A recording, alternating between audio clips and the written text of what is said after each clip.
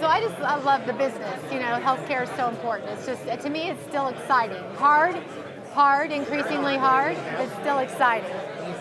Oh, it's so nice of you. Nice to see you. I appreciate you.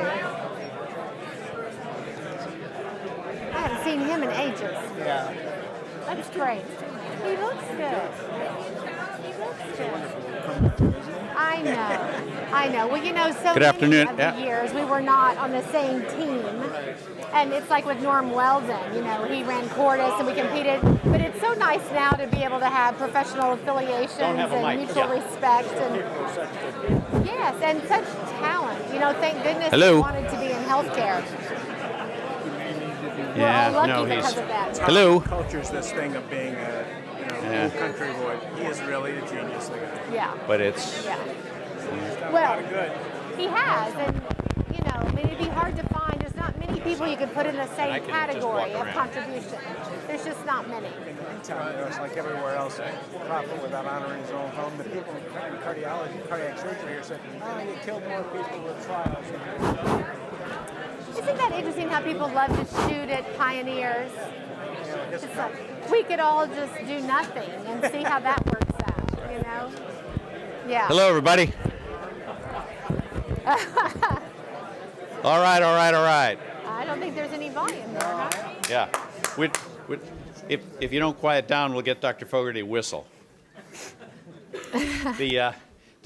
Don't you love being here Friday afternoon, 4 o'clock, and standing room only? That says something about the lectureship, says something about the namesake of the lectureship, says a lot about our speaker today, and says a lot about us here in the Valley.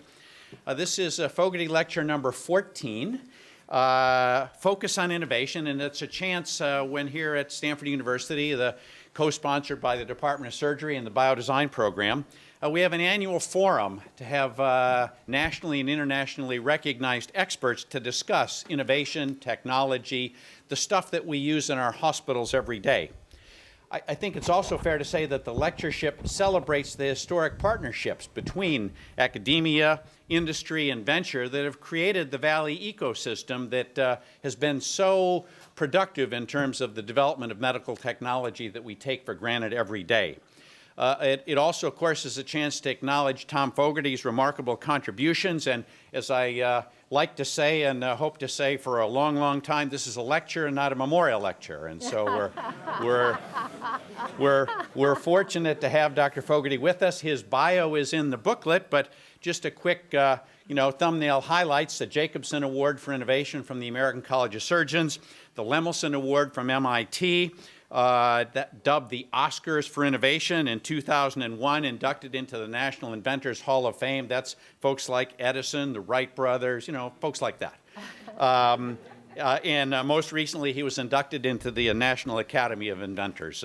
Hell of a career, Tom, and it's a great privilege to be able to celebrate it with everybody today.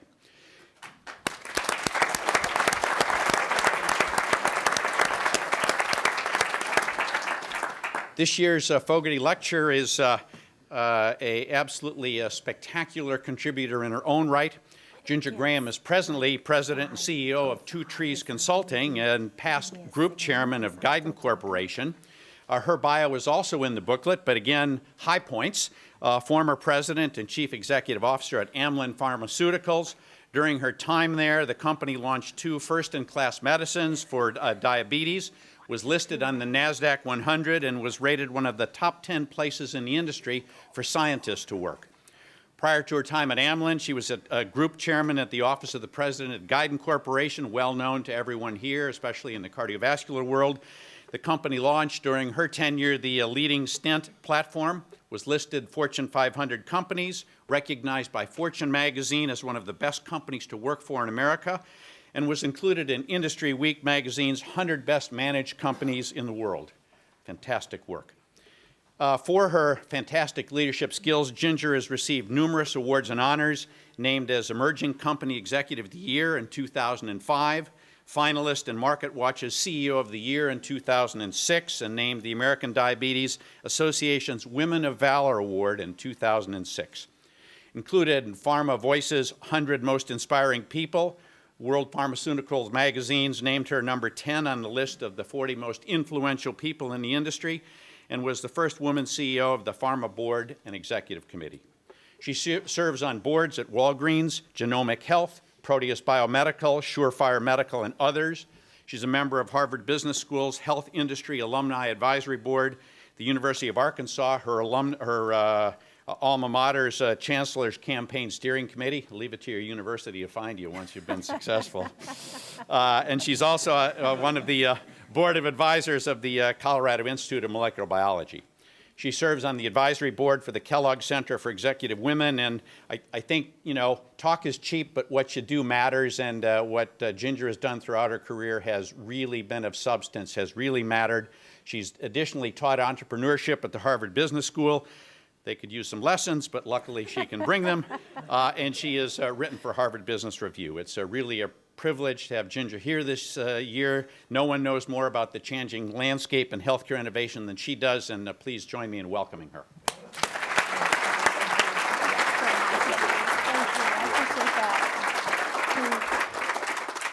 Well, thank you very much. It is quite a privilege to be here, and I have to say a little bit intimidating. There's a lot of people in this audience that could have a lot to say about innovation. So I appreciate you being here. I want to thank Dr. Crummell for the invitation. And Dr. Fogarty, I want to thank you for all your leadership and your contributions to Stanford, to healthcare, to this community, and to a lot of careers of people in this area. So thanks very much, not to mention the patient benefit. I appreciate that. It's really a great honor to be here, and when Tom and I were talking about what might be of interest to this crowd, we decided that it would be fun to take a landscape view of what is out there, what I see and what I hear about in some of the fun venues I get to hang out in and the interesting people I get to talk to. In the first 25 years of my career, I have had an incredible ride. I've had a lot of fun. I've made lifetime friendships, had a chance to launch a few things that really mattered to patients. Many of them my family has benefited from, so there's a lot of personal satisfaction. We've done a few things that people said weren't possible, which is always a lot of fun to do.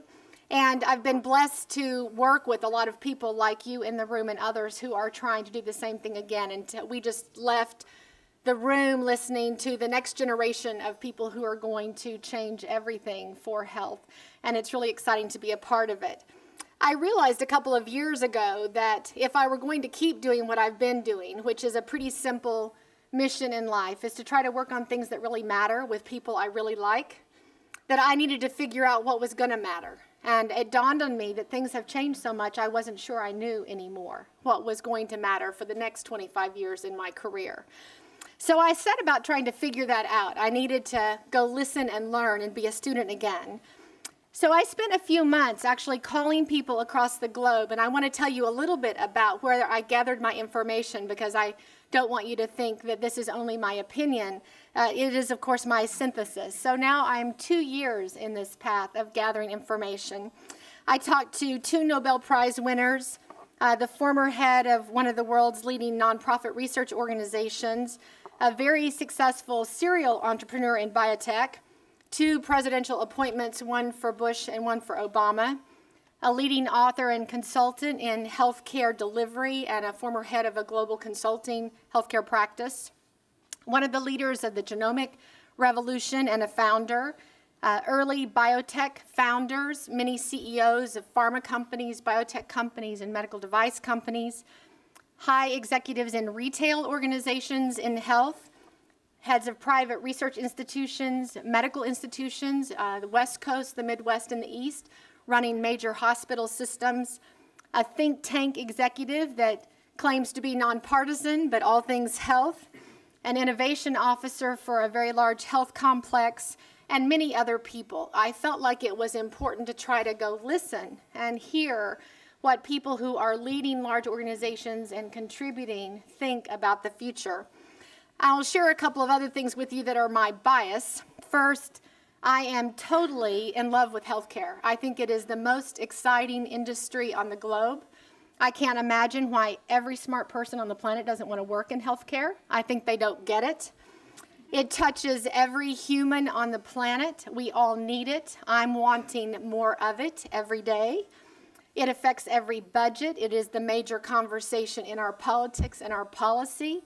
And in fact, there is a revolution in technology that is opening doors that were inconceivable when I first started my career. Today, more than ever, I think it's the most interesting, it's emotional, it's technical, it's political, it's social, it's economic. I just think everybody ought to want to be part of the solution. In addition, I'm a business person, and so when I see opportunity, I think about business. Not everyone likes to talk about healthcare as a business, but we know it is. It happens to be one of the largest employers in the globe. It has a lot of hot topic related subjects, and in fact, demand is only growing. When I think about healthcare, I am struck first with the topic of aging. There is no way to get away from the demographic that is a steamroller that is going to change this globe in our lifetime. I'm not sure how much of it I will get to feel, but I know this row will feel a good deal of it. For the first time in my lifetime, you can see the shift in our public media and in our debate, in addition to the statistics. Right now, a third of our Medicare investment in the U.S. is at the last year of life. 1% of the people in this country use 30% of our dollars in health care. Half of them are the elderly. Starting in 2011, the beginning of 77 million baby boomers retiring started. This march in numbers. We used to add 500,000 people a year to Medicare. We now add 1.5 million people a year to Medicare. And what does it mean? I've tried to think about what does it really mean, what would it look like? And if you go back to 1900 in this country, there were 3 million people over the age of 65. 1 in 25 Americans. So think about 1 in 25. You were expected to live 47 years. If you roll forward 90 years, so in 1990, there were 31 million Americans over 65. 10x growth, 1 in 8 Americans, and you're supposed to live to 75. In today, or if you look at 2020, so now just another 30 years, it's forecasted there will be 54 million people over 65. That segment is growing more than twice the rate of growth of the population. It will be 1 in 6 Americans. And the elderly are aging. Our older. The over 85 are the fastest growing segment of this population. The global population is no different. In 1950, there were 200 million people on the globe over 60. In 1990, that number was 600 million, and by 2050, it's expected to be 2 billion. 1 in 6 people on the planet are over 65. There is aging in America, but compared to China, Indonesia, Italy, Japan, Brazil, we are not nearly as challenged as many other countries in the globe. So if you think about what does that mean, what are the diseases of aging? Well, we know them: cardiovascular disease, including stroke, heart failure, hypertension, cancer, Alzheimer's, osteoarthritis, osteoporosis, type 2 diabetes, COPD and emphysema, incontinence. We could go on and on. So all of the issues, isn't it glorious? All of the issues of living longer are presenting themselves to all of us. I'm so looking forward to this. I can't tell you. But as a healthcare industry, our focus and the weight of our effort has moved to chronic care. And chronic care is a different animal. It's overlapping. There are comorbidities. Of course, it means it lasts a long time, the definition of chronic. There is polypharmacy, multiple institutionalizations, many specialties. There is an explosion in complexity associated with aging and chronic care. And if you go beyond aging, if you can get over thinking about aging, what about all the neurological disorders? Whether it's addictions or mood disorders, mental disorders, Parkinson's, depressions, anxieties, even migraines, asthma, allergies, sleep apnea, infectious diseases, global scares, bird flu, resistance, obesity, a new global epidemic. It affects young and old. It's bigger, and I don't mean to be humorous, than anyone can describe or imagine. It's changing every business. How much weight a plane can handle, how big the roller coaster seats need to be, the strength of a seat belt, the clothing, every business you can think of, cars, on and on, are being altered by obesity in this country. The retail industry is planning for a world of morbidly obese people. You and I know that that changes everything about health. Today, 2 out of 3 adults in this country are overweight or obese. 2 out of 3. It's amazing to me, 1 out of 5 children over the age of 6 are obese. We even have 12% of children between 2 and 5 as obese. How did 2-year-olds become obese? You know that obesity is related to cancer, cardiovascular disease, diabetes, high blood pressure, and many other chronic conditions. It's not just a U.S. phenomena. In Japan, they now have fat farms for children. There are major issues across the globe in obesity, and I think it is fundamentally changing the world we live in. And of course, there are twin epidemics. Where there is obesity, there is diabetes. Diabetes at young ages. In my career time, I worked for Lilly, an insulin company, and then Amylin, a company that was trying to really advance brand new classes of medicines for people with diabetes. And a lot of our research was based on the fact that people get type 2 diabetes when they're 65. And we know that because of high blood sugar, they'll lose their eyesight. And then they'll have a clot in their foot and they'll lose a foot or a toe. And then eventually they'll need renal support because of end-stage renal disease.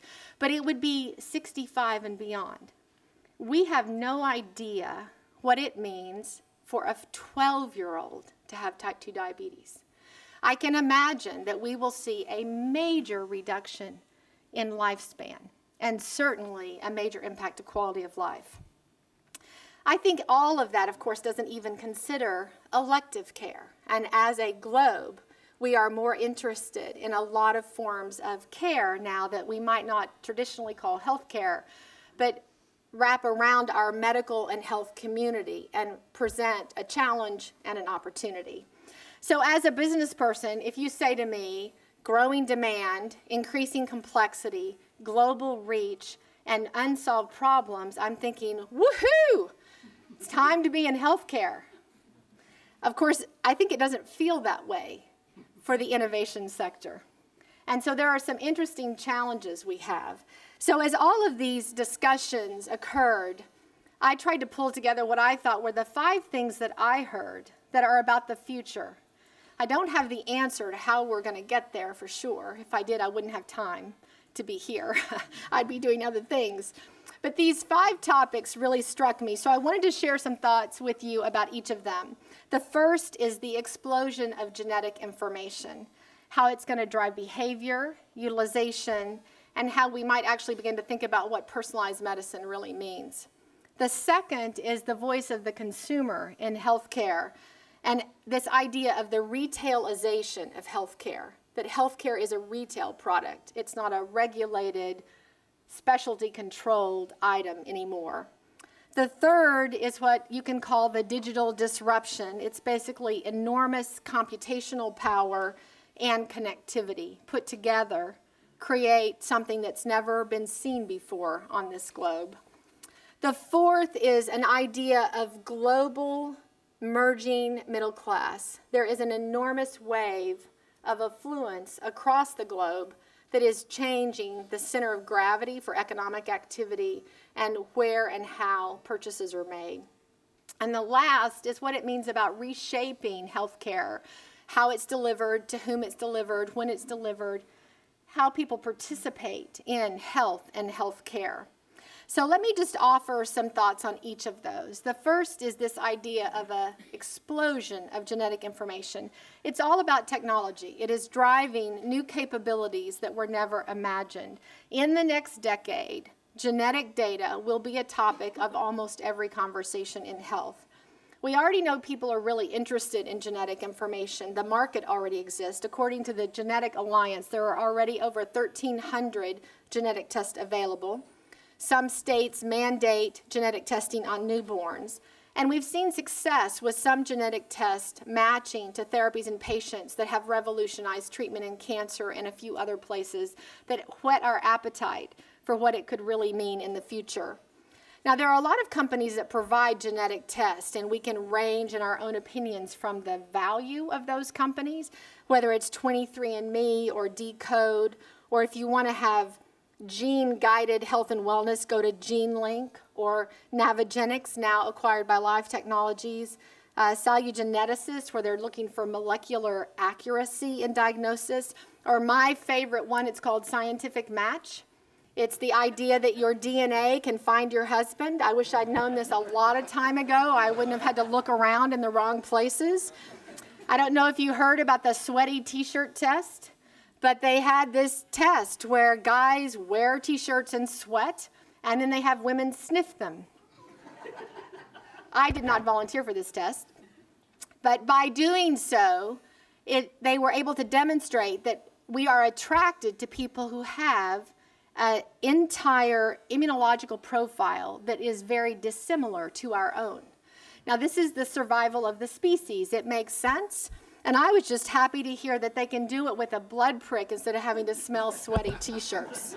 So I think it's a good idea. But all of this is because of next generation sequencing. There is an incredible technological revolution that's happening. If you think about Moore's Law, I happen to believe it's still alive. There are some forecasts that it's at the declining end of its life. But if you look at the first draft of the Human Genome Project, it took about $300 million to do that first genome project. And that was in 2001. So in 2007, it took 2 months and $350,000. In 2010, with Illumina's HiSeq technology, it took 2 weeks and $20,000. There are many people who believe that this race to the bottom in technology will provide us with a $5 genome. You can imagine at $5, every clinical trial will have a genomic marker map in it. You can imagine that it becomes a commodity. It will be accessible to everyone at any time for all reasons. I think we'll see endless genetic tests. There are 5,000 Mendelian diseases. Why won't we be able to actually map each of those? They won't be controlled by the medical hierarchy. Individuals will have access to this information. It will be distributed, another democratization of information. Every child can be genotyped at birth. We'll be able to use a simple blood prick or, I believe, saliva or condensed breath or other fluids and tissues. And then we'll have corresponding information that will help us apply it. What does it mean about which medicine you take? What does it mean about the dose of medicine you take? Companies today are building the hardware and software of the human genome. And many people say, after all of these years, a decade, that we've not reaped the benefit yet. And I would say to you that the explosion is upon us. We'll continue to find ways to correlate this data and start providing information about disease and disease management. I think some of the things we'll do is we'll identify carriers and predispositions so people will be able to make choices to potentially deter their outcomes. We'll move further and further back in the progression of disease so we can identify the early presence. And like with lung cancer, imagine if we could identify it sooner. We'll change the outcome. We'll certainly do whole genome sequencing for all cancers, and we'll be able to see response to chemotherapy real time, all the time. We can look for circulating tumor cells and common tumors, and we could actually do longitudinal studies to track tumors over time and manage recurrence.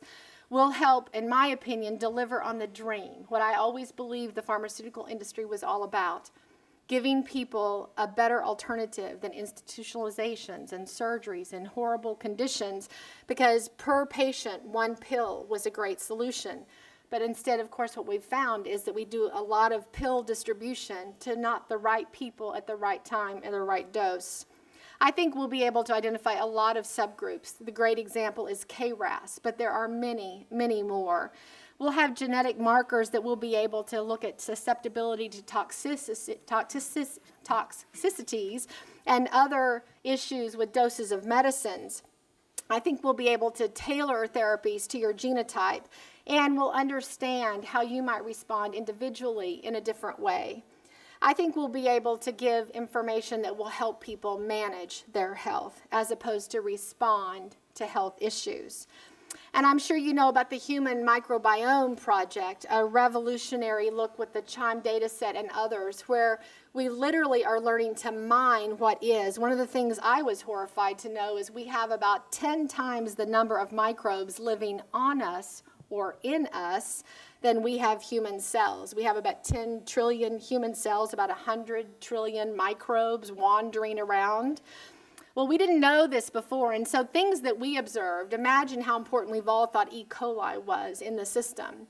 But if you can actually grind up everything and take it all apart and capture the volume of what exists, what we found out is E. coli is not very important. It's a small player, but of course has impact. And what if we could target our medicine so that we don't blanket what we don't know, but we actually attack what is important and leave the rest alone? Imagine if we could just real time identify the bug you have instead of waiting for those cultures for people who have sepsis and then we can't rescue them. It's too late. This has been applied to obesity in a way that's really interesting. You may have heard of Rob Knight and his radical approaches to research. He's basically also doing an Earth microbiome project, and they're trying to gather samples from every reach of the Earth and really try to figure out what is the microbiome we live in. But one interesting piece of research they've done is they've tried to sample the gut in lean and obese mice. And an interesting finding is that you can take animals who are lean and you can give them the microbiome of an obese mouse, and with the same diet they will become obese. There are lessons here that we could not understand without the next generation sequencing technology. It will tell us a lot more about genetic defects. There are millions, there are a lot of syndromes that are incompletely understood, like cleft palate or hearing issues or bone brittleness. We may find answers through next generation sequencing. I think it will affect the lab business and the lab process. What will it mean to have real-time laboratory tests at whole genome level for $5? What will we be able to know? I am simply a person who would love to have my lab work to my doctor before I get there. Imagine the real-time opportunity we might have.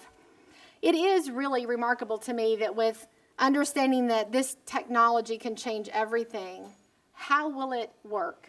Who will get to experience that? There are 3 billion base pairs going on in me, and only about 2% of it turns into protein. The other 98% is regulating, organizing, signaling. It's doing things we don't understand. And certainly this frontier is huge. But I know that the explosion of genetic information is part of our future and will be a great source of innovation and new therapy. The second topic I heard a lot about was consumerism and this idea about retailization, that we will become a retail healthcare environment. I think partly because our definition of healthcare is changing, is expanding. It's becoming different than we used to think about in that regulated, doctor-driven hospital environment that was healthcare. The voice of the consumer is taking over, whether our regulators like it and whether scientists and physicians like it. The consumer has moved in. If you look at today's behavior, I had too many experiences where people will get a prescription. I watch them. I live in Boulder, Colorado. It's a really special place for holistic thinking of health and healthcare. And I have so many times been standing in Whole Foods, which is a grocery store, with a giant homeopathic section, and someone will walk in with a prescription in their hand and talk to a 22-year-old with dreadlocks and say, I just went to the doctor and the doctor said I needed to do this. Do you have anything that I could try? And I see, in fact, that the respect for the physician and the reverence for science is dismantled. And maybe we've done part of it to ourselves, because first we say eat only protein, and then we say don't eat sugar, and then we say eat a lot of fat. And so our science, we've broken it down and we've confused people, and we reverse our recommendations in a number of ways. But people do want choice. It's a human condition. I try to use it to my advantage when negotiating with my 1-year-old grandson. But I can tell you that in the absence of choice, through a regulated system, people are dropping out of that system, and they are finding other answers. They choose procedures like robotics versus traditional surgery. They choose stents versus bypass. We're very influenced by advertising, even when we say we're not, and we're overly educated and shouldn't be. We are anyway. We all know about the purple pill. We've all seen the bathtub. We all know what running through the field of flowers is about. And what I'm horrified in a way to see today is I get through dinner to listen to infrequent urination, sexual dysfunction, joint replacement options, and other conditions related to aging. They come together. Other procedures are important to people. We know now about lap band surgery and full body scans and gamma knives. These are things that 10 years ago would not be at the dinner table conversation. Consumers are online. They're online not just for information, but for services. They are online for a healthcare advocate. They are online for a second opinion. They are online for dispensing. They are online for monitoring. They are online for their own community. If you go to liba.com, they talk about community is medicine. By talking to people like me, people who are interested in what I'm interested in, that actually I get better therapy than from my doctor. There's curetogether.com. There's patientslikeme.com. There are many places for people to get health advice. It's really open source healthcare. The traditional systems don't like it and don't know what to do about it, but that's where we're going. And I love community activism in healthcare. Whoever would have forecasted that the National Football League would wear pink gloves and pink shoes for breast cancer? It means people want to be engaged in health and social health. They are choosing a different way. I think it's important to listen to the retail voice because healthcare, as I know it, pharma companies, biotech device, diagnostics, don't know consumers. We're scared to know consumers because of the regulation and the consequences. But retail knows consumers. I recently listened to a Wall Street analyst who's an expert on retailers talk, and I was floored. I learned so much, not even as much as he said because I couldn't take it all in. He said that auto, books, drugs, electronics, hardware, home, office, pets, sports, and toys, the big retail categories, Walmart and Target are number 1, 2, or 3 in every category. Pharmaceuticals are going to move from drugstores to retail America. It's already happening. Walmart, Safeway, King Super, while you're shopping for milk and Band-Aids, you get your medicine.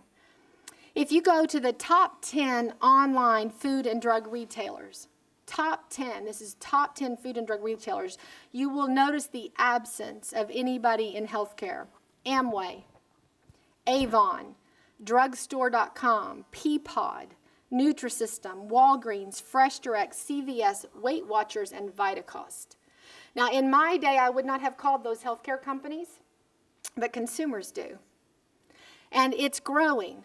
Private label is also a big part of this because advertising drives behavior, and companies who have private label products enjoy greater profits. So retailers like private label, and one of the things that we experience in this country is a very low utilization. So over the next decade, you will see, compared to Europe, that already is much more predominantly private label in its food and drug retail, you'll see it come to the U.S., and so you will buy Walmart branded. Have you seen Rely On, Walmart's insulin? They will start partnering with traditional healthcare companies to bring consumer branding to healthcare. Now, I don't know about you, but the pharmacy is easy to get your vaccination, it's easy to buy your groceries and your medicines. And the one thing I love is drive-through Starbucks, but I have a new one now. You can drive through for flu shots. I saw my first drive-through for vaccinations recently. We know that these retail outlets are training their employees. The pharmacists are moving from behind the counter back out front. They're going to be educating people on health care. I do believe that they will be launching medicines instead of drug companies because they have that relationship with the patient that the drug company cannot have. They're going to track our medicines. They're going to sort them out. They're going to help us take them. They're even going to give us reasons to take them reliably. And as demand increases and utilization increases with demand, we need an army of people helping individuals use their medicines correctly. And they're going to be dietitians and nurse educators and pharmacists and pharmacy assistants and nurse practitioners because there are not nearly enough doctors. Cigna has convenience clinics, there's minute clinics, there's take care clinics. The doctor should not be someone that I have to make an appointment with 4 months from now, wait 2 hours too long, and then not get what I want. And it's going to change in this country. Fitness and wellness are moving to retail. It's about customer access, consumer orientation, and I think it will drive convenience, comparison shopping, and they will judge value, not us. According to David Lawrence, the former CEO of Kaiser, he says the new buyers of healthcare ideas are Walmart, Walgreens, Philips, Microsoft, Google, Siemens, AT&T, Verizon, and Qualcomm. There's not a pharma or biotech company in there. I do know that the consumer has had a lot of time to think about how unhappy they are with their health care. And I believe they're going to be part of what is the new healthcare system. The third topic is this idea of computational capacity and also connectivity. It is different than anything we've ever experienced. People call it big data, the cloud. There's now so much data that nobody can even have their own warehouse for data. You don't have your own servers. You push it up somewhere imaginary to the cloud. There are now farms of storage that actually are emitting more greenhouse gases than any industry has ever seen. There are innovations in managing energy coming from data storage because they are the biggest users. They have heat issues. They have water issues. We are going to see all kinds of innovation because of the massive amounts of big data that we are producing. There is something about community and connectivity, about wireless and mobilely enabled. It is amazing to me what's happening. The United Nations says that there are now over 5 billion cell phones on the planet. That's more people than have fresh water, sanitation, or electricity. There are only 1.3 billion households who have a TV. The Secretary General of the International Telecommunications Union was interviewed on CBS, and he said the simplest low-end mobile phone can do more to improve healthcare in the developing world than medicine. Something different is happening. The wireless industry has targeted 10 areas for medicine: obesity, hypertension, sleep apnea, diabetes, asthma, depression, heart failure, Alzheimer's, breast cancer, and I've lost one. They are expecting to have 400 million wearable devices on people by 2014. It's not just about fitness, it's about health. And if you think about who's the repository of that information, we are as individuals, we are networked. We are the center of our universe. We do that with Facebook or Twitter. We do it with LinkedIn, or we do it with our reunion class. We are the center, and we build a community around us. And in health, it's believed that that's where we are headed. We will be seeing products already or soon, I imagine both defibrillators and pills, as information systems, not products. They will do what McKinsey talks about as the top technology trends. They will capture, compute, communicate, and collaborate. These devices and pills will actually be transporters of information, not just delivery of some kind of product. They will absorb and transmit information, and they may change how we treat and who we are. Imagine when that data can be accessed, searched, and manipulated anywhere, anytime, and you actually know what's happening with people. I think technology is going to enable us to monitor, measure, and customize treatment in a way that was never possible. Today, in diabetes, people change medicines almost 3 times a year. They go to their doctor prescribes. They come back 4 months later, nothing's better, maybe worse. The doctor re-prescribes. They either add it or they shift. And that happens 3 times a year for most diabetes patients. Yet our average A1Cs in this country are going up and not down. Diabetes is getting worse and not better. It's because we have no idea if they take their medicine. We have no idea if they take their medicine right. And medicine cannot solve diabetes. It is a combination of diet, exercise, genetics, and medicine. And so we have no way of knowing how all those inputs create a different outcome. We will be able to know because there are already companies who have the technology to track every medicine and to do physiologic measures real time that can be uploaded to the cloud, and your doctor, your spouse, your family caregiver can know instantly how you're doing and whether you're taking your medicine. If you think about it, in the defibrillator business, we talked a long time ago when I was at Guidant about the idea that maybe you should pay for use. If your defibrillator goes off, you send a check. If it doesn't go off, you got one for free. Imagine a world where you actually paid for what you used in healthcare as opposed to what got done to you, or what worked, an even better world. What if you paid for things that worked and we quit paying for things that didn't? I just spent 2 years on an Institute of Medicine committee trying to talk about a learning healthcare system and how do we implement what we already know is good medicine in this country, because we have such a hard time. We're now 60 years into hypertensive medicines, and we still have a very large percentage of people in this country who don't take them, and guidelines are not followed around managing hypertension. So we are not good at adopting good clinical practice in this country. Imagine if you actually had that information when the person came to the doctor. So you knew whether they took their medicine, you knew how active they had been, and you were able to work with them and the biggest healthcare force in the country, which are family caregivers, to actually change outcomes. And what if you only paid for when it works? It would be a very different discussion. I think people would even pay more for medicine that helped them, as opposed to not wanting to pay anything for massive amounts of medicine they don't take. If you think about this computing capacity, it will turn fixed cost and capital into the idea that we could pay for them as a variable cost or an expense. Instead of buying a defibrillator or an MRI machine, all that capital up front, we just know when it's used and we bill you. So we actually start managing to bring down our total cost and pay for what we use. It'll help telemedicine, telepathology, teledermatology, e-prescribing. We'll have a different way of thinking about how we administer medicine.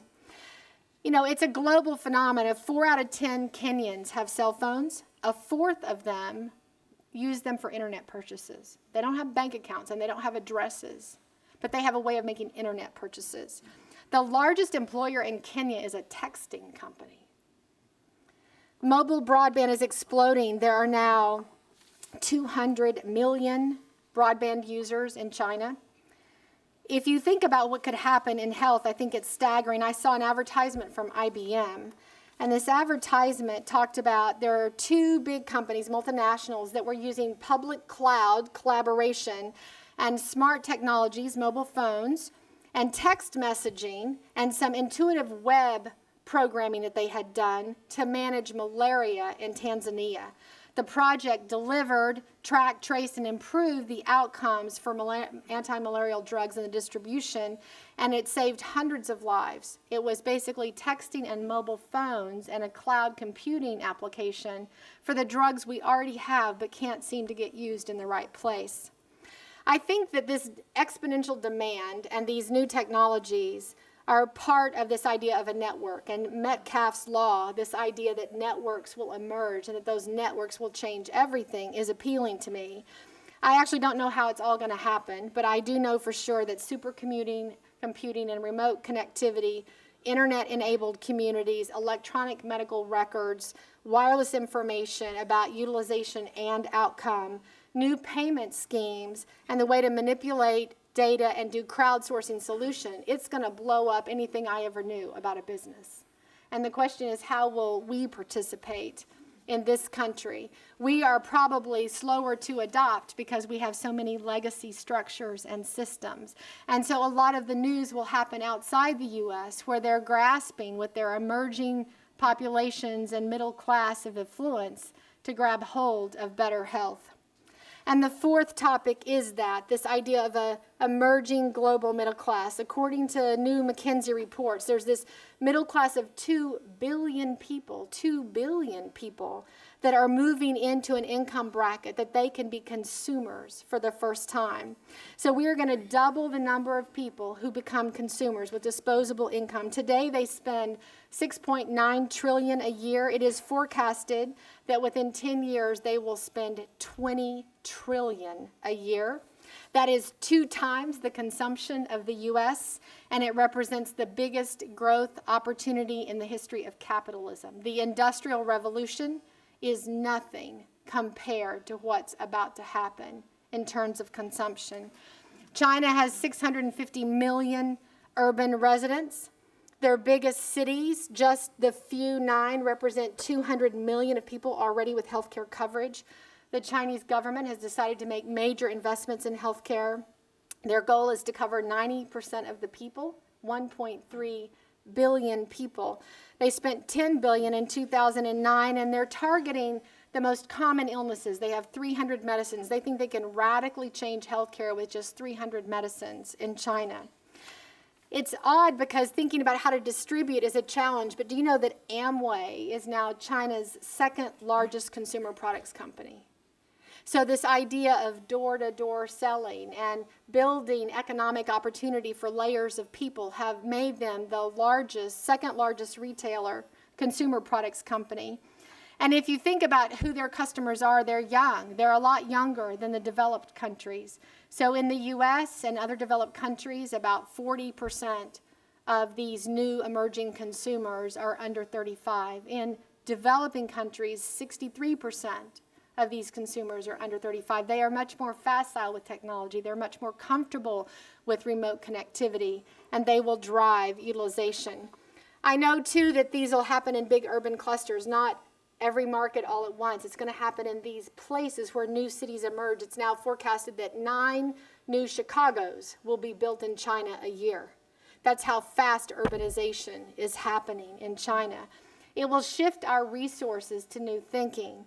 And I know that that $30 trillion market, which is emerging markets, will actually move the center of gravity for a lot of our investment and energy and resources and innovation, because that's where the opportunity will be. And so that leads me to the 5th point, which is when all that happens, it does reshape industry. It changes how we think about healthcare delivery. And in particular, I try to come back to the U.S. and think about what does it mean to us, because delivery is such a big piece of healthcare in the U.S. If you think about reform, you can either see it as a sea change of opportunity or a disaster, and I'm not sure which one it is, but we're going to play that out over the coming years and decades.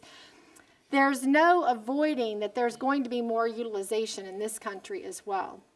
So there will be more people in the system, more demands. Depends on how much you think they're already in the system as the uninsured, but the Congressional Budget Office estimates that an additional 25 million people will come into health care in the U.S., that doctor visits, prescriptions, retail clinic visits, testing, preventative care, all of it will go up.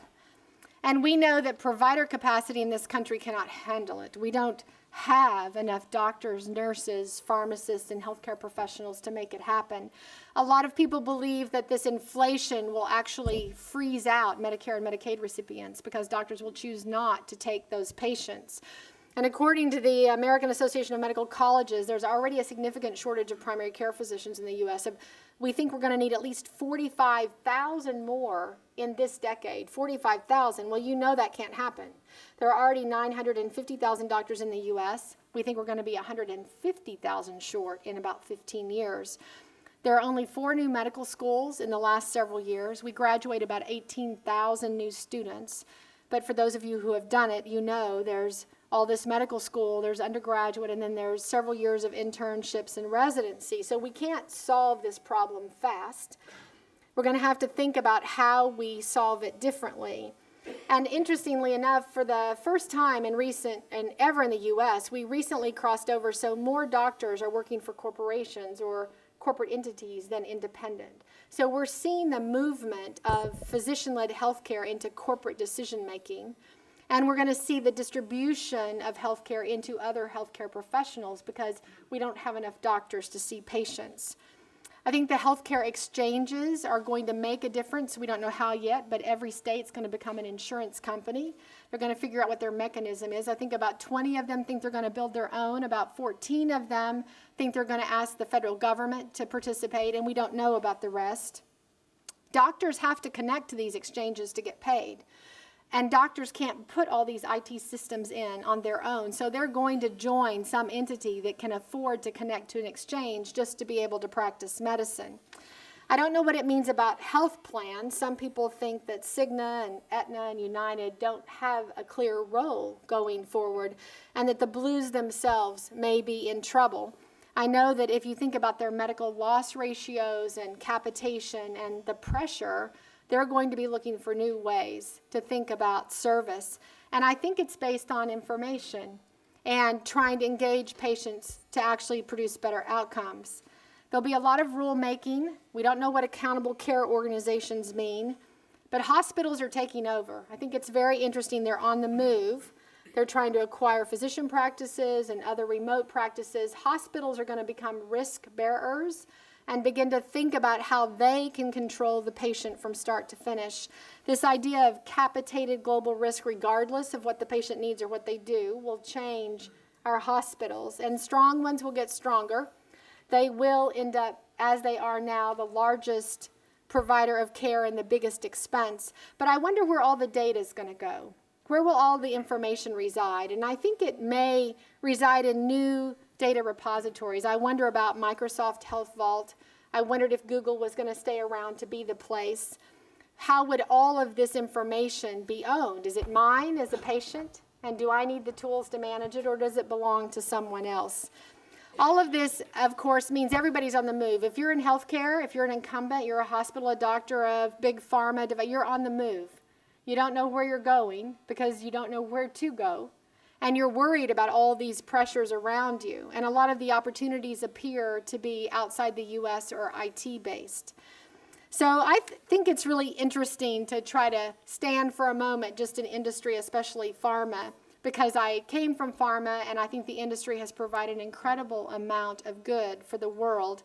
I heard a quote, I don't know if you know of Daniel Ek, he's the founder of Spotify.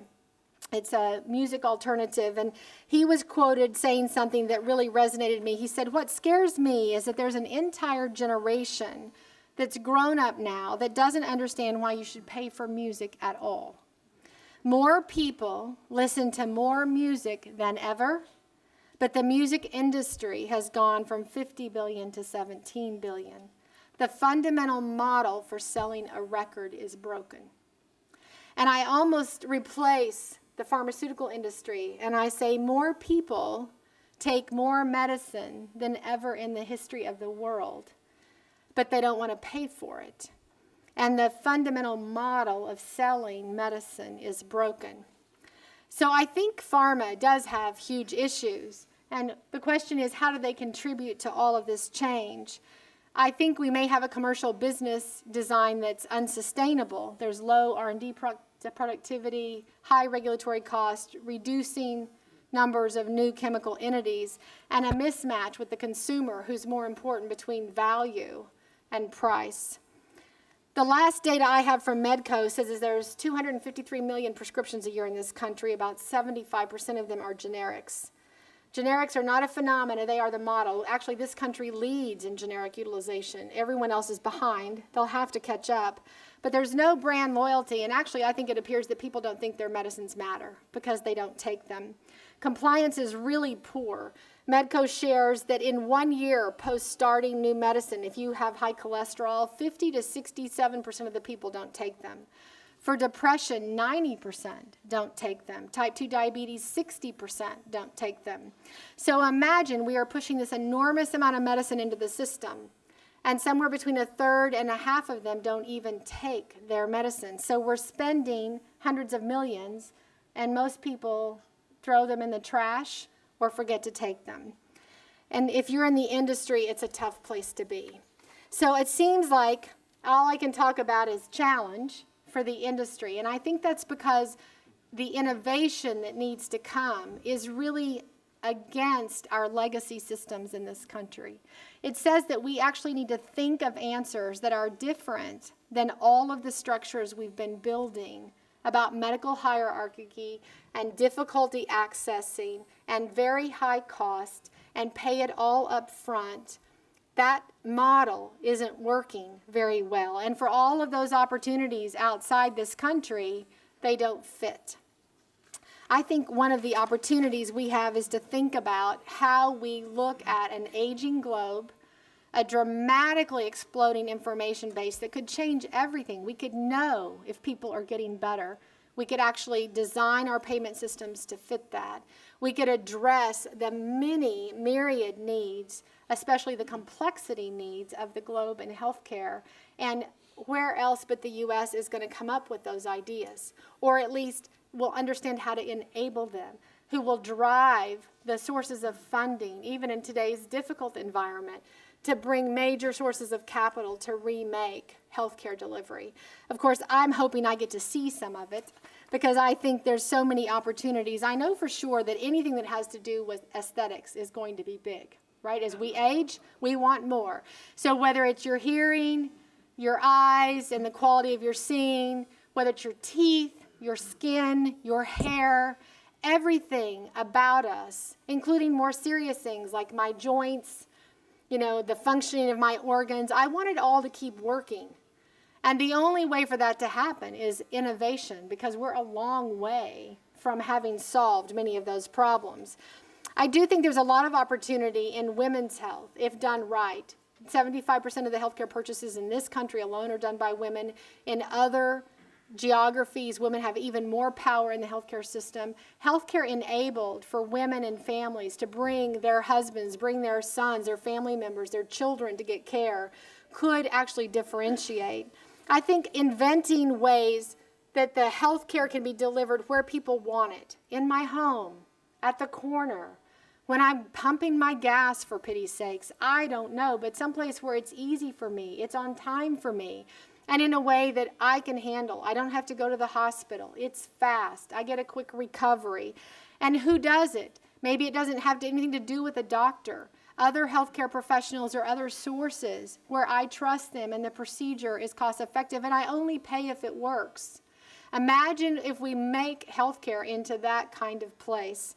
I do feel like there's a lot of opportunity, and I have a whole list of my wacko ideas of what might be new ideas for the future that I'd be happy to talk about if anyone wants to. But I'd like to turn it over now for questions in case any of you have comments you'd like to make or questions you'd like to ask. Thanks very much.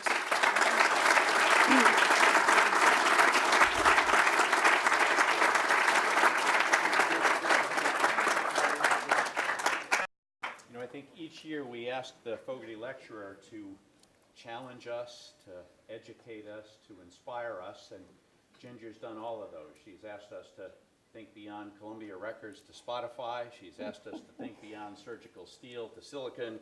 She's asked us to think beyond the Valley and this place of privilege in the United States to the world at large. And it's absolutely spectacular presentation, Ginger. Thanks, Tom. We're so grateful. And there is time for perhaps a few questions. Well, with that, let me shut up and Yes. yes. Yeah. We don't have a microphone, so stand up. Tell us 25 words or less about yourself and the question, please. Just so we know where it's coming from. Yeah, sure. My name is Raghu, and I'm from Abbott Structural Heart, formerly EVAL. Yeah. We do the microvalve, innovative device to treat mitral regurgitation.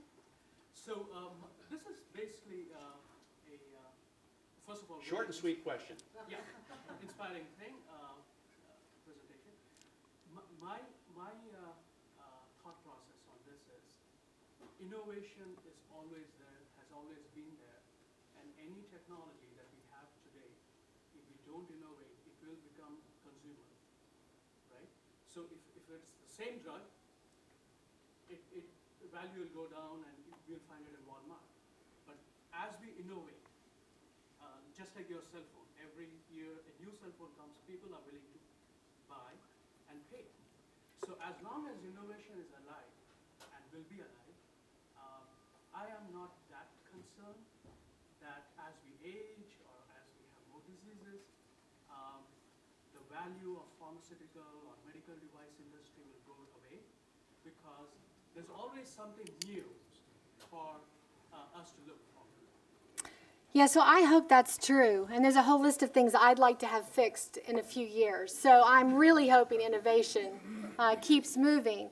But I think one of the examples you gave is actually a great topic for healthcare. When we buy a big screen television, we don't buy it when it first comes out because it cost a bloody fortune. And a year later, it's half that price or less. And by the time it's 2 years old, it's a tenth of that price. Has that ever happened in healthcare? Why is it that our payment systems have perverted the march of technology to improved features, better value because of lower price? We don't do that in healthcare. So we have built a system around our technology that makes people believe it's too expensive. It's not worth it. It's too hard to adopt. And I wonder why. Because truthfully, technology should go down in cost for the user, and features should go up because of competition. That's what capitalism is about. We've taken a healthcare system and removed a lot of the drivers of capitalism. So one of the opportunities I think we have that will continue to drive that innovation is to quit thinking about the buildings and the products, but to think about what could they deliver. What do they do? Imagine if a product, so Proteus, I'm on the advisory board for Proteus. Proteus embeds a grain of sand in every pill someday, I hope. And as soon as it goes into my body, my own body transmits a signal. And maybe I wear a watch or my mobile phone, and it tells that I have taken the medicine. For my dad, before he passed away, he had heart failure. And he kept ending up in the hospital. And I would fly to Arkansas and talk to the doctor because I could read the little strip and see that a pacemaker was not his problem. And even though they wanted to put one in, I tried to resist that. And one night at dinner, he said to me, I keep forgetting to take my nighttime dose. It's like, oh, 3 hospitalizations later, I don't know how much cost, and a lot of disruption in his life because of instability and issues. Was because he couldn't remember to take his nighttime dose. If Proteus had been available then, every night on my computer, by 9 o'clock my time, if I didn't see a blip that my dad took his nighttime dose, I'd pick up the phone, hey, Dad, did you forget? Imagine the information power that delivers better therapy because of technology. In my opinion, healthcare we've done this to ourselves because we are in a system where we charge too much up front because we know we can't ever raise our price, and we're not held accountable to deliver an outcome that's better for anyone. And that's where innovation will live.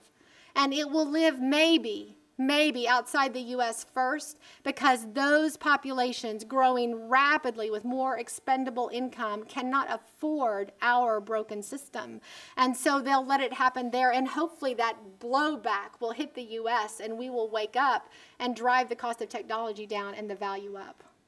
And so interesting, that was a comment that Andy Grove made at this lecture perhaps 6 years ago in a lecture entitled Shift Left, the Down Market Move. The notion that you used to have to go to the obstetrician to get a pregnancy test, and now, of course, you can At home. And get a home AIDS test. Right. Time for one more question. Or not? Yeah, one of our current trainees. I'm wondering if you can talk a little bit more about how you see the ethics behind control and maintaining the genetic information that could guide future therapies and development. It's a great question about private information and privacy in general. All of us in healthcare are in many ways confined by those fears and also constrained by our wish to do the right thing. And so the idea that private information must remain private is sacrosanct. I think about it though and say, with my credit card, somebody knows everything I have purchased for the last 10 years of my life. Now, it's not as special, I suppose, as healthcare, but what if I was purchasing things I didn't want people to know? And so we find a lot of ways to maintain privacy. I am an optimist about this topic, but I have to say, in this Institute of Medicine report that we just did, at the very beginning of it, we talked about if healthcare were like airplane industry. If or if the if the retailing industry was like healthcare, if the airplane industry was like healthcare. So think about all the things we do. If flying was like healthcare, the pilot could decide their own protocol for safety or none at all, right? If healthcare was like retailing, you could literally take your card and drop it in a machine, and all of your tests and reports would be there available for your view. Your balances would be available. If banking was like healthcare, you would have no idea what's in your account. Nobody would have the same information. You couldn't draw money ever. I mean, if you think about all the ways that we've managed these tough issues, safety, privacy, access, convenience, personal utilization, we've done it in so many places. And I am convinced that we can do it in healthcare. In the end, I want to own my personal record. I want my medical home to be me. Now, when I'm not able, I want it to be my family. And so as this country figures out how we get back to good medicine and personal care, as opposed to technological solutions, we'll confront all of those issues. But I'm going to be hopeful that the smartest engineering wonks on the planet are going to figure out privacy and convenience and access and accountability at the same time. On that optimistic note,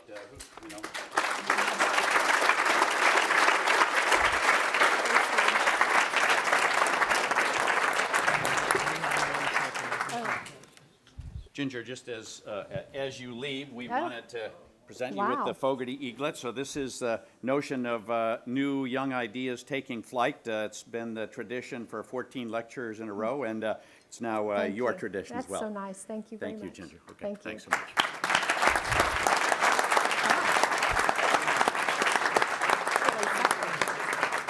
Thank you all so much for being such a thoughtful audience. Again, it's a good mind stretch, and that's what we're here for. So, thank you. Sleepy. It's hot in here. What a wonderful synthesis. Yeah. Oh, thank you. Rich said that was a tour de force. See how much work you put into it. Well, I'm just fascinated. I don't know what's going to happen, but I want to be involved. That was great. Oh, Thank nice you. to Thank see you so much. Yeah. I think what the dinner Oh, you